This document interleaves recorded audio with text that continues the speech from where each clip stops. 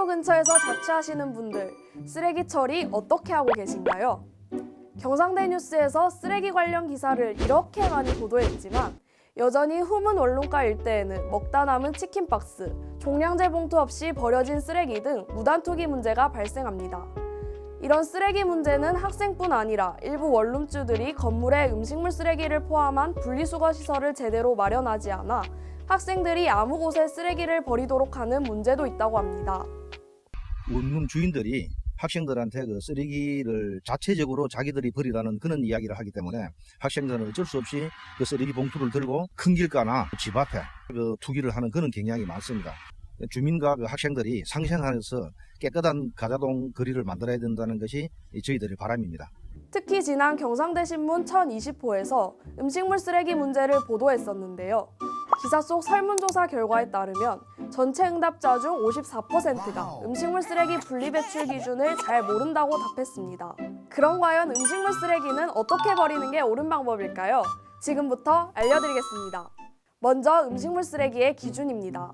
음식물 쓰레기의 가장 중요한 분리배출 기준은 가축동물이 먹을 수 있는가인데요. 쉽게 말해 동물이 먹을 수 있는 것은 음식물 쓰레기로, 먹지 못하는 것은 일반 쓰레기로 분류해버리면 됩니다. 음식물 쓰레기와 혼동되는 일반 쓰레기가 여러 가지 있는데요.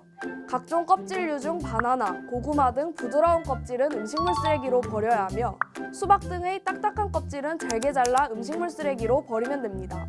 견과류와 어패류 껍질은 일반 쓰레기이며 쌀과 같은 곡류, 달걀 껍질 역시 일반 쓰레기입니다.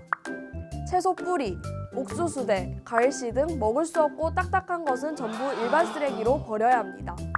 돼지, 소, 닭고기 등의 뼈와 생선가시, 내장 등도 일반 쓰레기입니다. 차나 한약의 찌꺼기와 티백은 잘 말려서 일반 쓰레기에 버려야 하며 젓갈이나 장류는 일반 쓰레기이지만 물에 헹궈 염분을 빼면 음식물 쓰레기로 버릴 수 있습니다. 진주시 음식물 쓰레기 처리 규정에 따르면 모든 음식물 쓰레기는 반드시 전용 용기에 납부 필증 스티커를 부착하여 버려야 하는데요. 보이시는 것처럼 제대로 쓰레기 분리 배출을 하고 있는 곳도 있지만 정확한 규정을 지키지 않고 쓰레기를 버리는 경우가 많았습니다. 음식물을 버릴 때는 비닐, 휴지 등이 들어가지 않도록 해야 하며 납부 필증 스티커가 부착되지 않은 음식물 쓰레기는 수거하지 않습니다.